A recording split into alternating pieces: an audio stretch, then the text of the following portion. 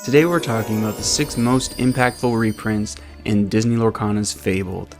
Now a lot of players might think these reprints aren't a big deal, like there's old cards coming back. I've tested these extensively, and in this video we're going to break down these 6 cards and look at how they're going to shape and affect the upcoming meta. And as always, I'm Marcus, and thank you for joining us at Night in Training, where we learn Lorcana one misplay at a time. To keep things balanced, we're going to look at one outstanding card from each ink color. My ranking is based on overall power, flexibility, and the impact that it will have on the upcoming meta. So let's start out with Amber. To be honest with you, I think Amber got screwed more than any other ink type. Looking at their staples, we lost Rapunzel, and we lost 2 of our biggest singers in Ariel Spectacular Singer and Cinderella Ballroom Sensation.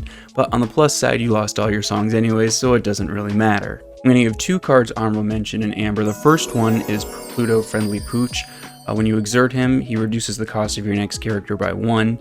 And then we have Stitch Carefree Surfer. If you have 2 or more characters on the board when you play him, you can draw 2 cards. But I think the number 1 reprint in Amber has to be World's Greatest Criminal Mind.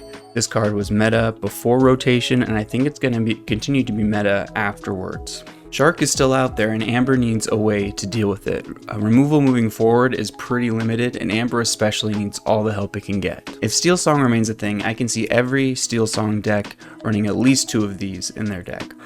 Amber Sapphire has potential to use this with their support abilities. They'll be able to activate the World's Greatest Criminal Mind by using support on the opposing characters. Next, let's turn our attention to Amethyst. Amethyst is another card that I think got hit pretty hard with rotation. They lost their bounce package, which has been a staple since set 2. They also lost a lot of draw power with cards like Chernabog, Magic Broom, and of course Friends on the Other Side. Looking at Amethyst, I'm going to give honorable mention to Elsa Spirit of Winter. A very expensive card, but has been impactful, especially in Blurple decks. And I almost chose Belle Accomplished Mystic as the number 1 option in Amethyst. Her ability to move up to 3 damage counter from one character to another. Her stat line is great, she quests for 2. There's 2 main problems, one being we lost Friends on the Other Side, and we lost Popsicle. And you may ask, well, what does that have to do with this card? One of the main reasons you run this card is to shift it onto your 3-drop Sapphire Belle. Without Popsicle, you can't cheat her out early, and when you cheat her out early, she can't sing Friends on the Other Side anymore, which is a huge reason you would want to do that.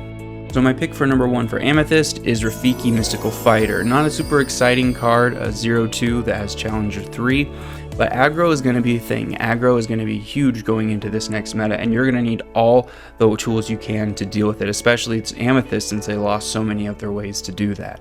I think most decks that are on Amethyst are going to be tempted to throw this card in.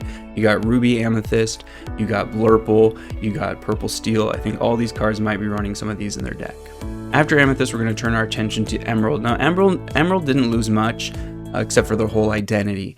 They lost a huge part of their discard package with the Prince Johns, the Diablos, Hypnotize. A lot of what made Emerald that annoying ink color that it is, we lost this set. And looking at honorable mention, we have Pegasus, Gift from Hercules, a pretty good 1-drop, but we did not get the big Pegasus to shift onto this. That we get to keep this set is Sudden Chill, just that ability to discard a card, and that still is going to be a good ability, but you lose the payoff without the Prince John. Another great card is Ursula Deceiver. She was huge. Every green deck ran 4 copies of these before rotation, but now the amount of songs that we have access to is so limited, she's not really as valuable as she used to be. So my number 1 pick for Emerald goes to Cursed Merfolk. This is a 1-drop that quests for 2. It's nothing great with the stats, but it has an ability. If you challenge it, you have to discard a card. This card was pretty big before the meta. It keeps going into rotation. It's one of the best 1-drops in the game. I think most Emerald decks are going to be running this card. This card is going to be big in Amethyst Emerald Tempo. It's going to be huge in Amber Emerald Aggro, and you better have an answer to it or they're going to run over you. And now I'm going to turn our attention to Ruby, another ink color that I think suffered a lot after rotation. They just lost so much removal. They lost their B-Prep, they lost their Mauis, they lost their Brawls, they lost their Big Sisus. A lot of things that made Ruby are gone. And Ruby not having a board wipe is really going to change how the meta plays out after this. They did get some good cards reprinted, like the Mulan Elite Archer. Without B-Prep, without Big Sisu, this card is pretty close to a board wipe as Ruby might be able to get at this point.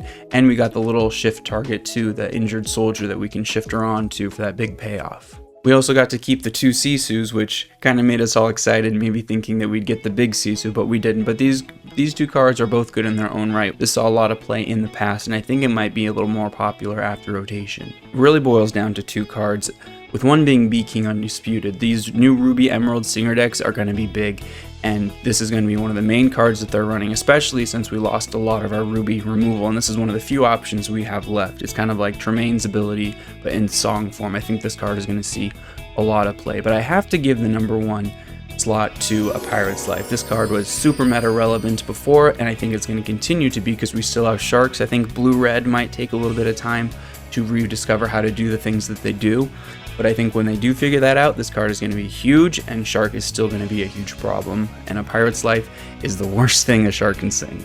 I think this card will remain a staple in all Ruby Sapphire decks. Ruby Amethyst has been running it for a while now, and I think the Emerald Ruby decks are going to be using this as well. Sapphire, when you think about what Sapphire lost, they really just lost one card that kind of changed everything, and that was this 1-drop item Popsicle. And it's so silly to think how losing this 1-drop item could cause so much damage, but so many decks had their draw power. Their draw engine was based on this 1-cost item. Decks like Blurple, Ruby Sapphire, the Popsicle was huge to how they drew cards with the Tamatoa Happy as a Clam, the Bell Inventor. Everything just kind of falls apart without this Popsicle. So Develop Your Brain is the only honorable mention card I can think of.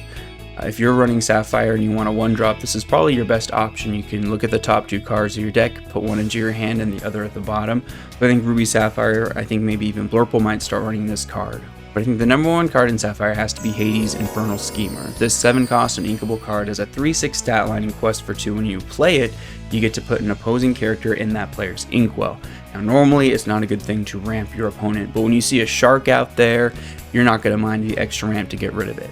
This card had gained a lot of traction in Ruby Sapphire decks, but it was very popular, probably most popular in Blurple decks where they're running 3 or 4 copies, and I think it'll continue that way after rotation. Then we move to Steel, and I think honestly Steel probably got the best reprints in the game. For comparison, they got Captain Hook Forceful Duelist, a 1/2 cost that has Challenger 2, making it a 3/2. So essentially a better version of Rafiki Mystical Fighter, and that was the best option that Amethyst had, and that doesn't even crack top 5 for me in terms of the best Steel reprints.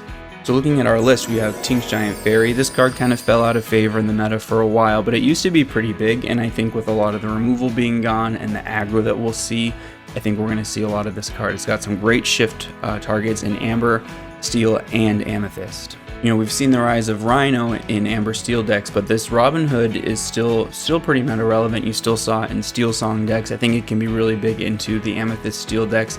I think this is going to be a card that's going to see a lot of play. My only complaint with the Robin Hood champion of Sherwood is that we didn't get that 1-drop to shift it onto. We do have the 2 uninkable, the one that does 1 damage when you exert it. Not as great of a shift target, but I think we'll still see this Robin Hood come up. I was tempted to give the best slot in Steel to Fire the Cannons. Again, with aggro being so huge, and with the Rhinos and the power lines coming out, you're going to want to fire the cannons on them before they shift. That's going to be the game changer. If you don't stop that shift, you're in for a world of trouble. Fire the Cannons is a great way to do that, but I think there's one better option in Steel for number 1 pick. But I think the number 1 reprint in Steel, and probably the game, is Strength of a Raging Fire. The song ability in Lorcana is just so crucial, being able to play these removal spells for free by exerting a character to do it. It's inkable, so if you don't need it, you just ink it. All Steel decks, pretty much all Steel decks before this rotation were running Strength of a Raging Fire, and I think every Steel deck after is going to be running this. You need 4 copies of this in your deck if you're playing Steel. It doesn't matter if you're Emerald Steel, Ruby Steel, Amethyst Steel, Amber Steel, Emerald Steel, Sapphire Steel, they're all going to be running 4 copies of this, and that's why I think this is the number 1 pick. It's totally going to shape the meta. It's an answer to a lot of things out there, and you're going to want 4 copies of it. So there you have it, 1 card from each color, the 6 best reprints in Fabled moving forward that I think will shape the upcoming meta. So maybe you think I'm dumb, maybe you think I'm stupid, but what do you think is the best reprint in each color, and what do you think is the best reprint in Disney Lorcana Fabled? Let me know down in the comments. And as always, thank you for watching, and if you enjoyed, please like, subscribe, or share with a fellow Lumineer, and keep on learning Lorcana one misplay at a time.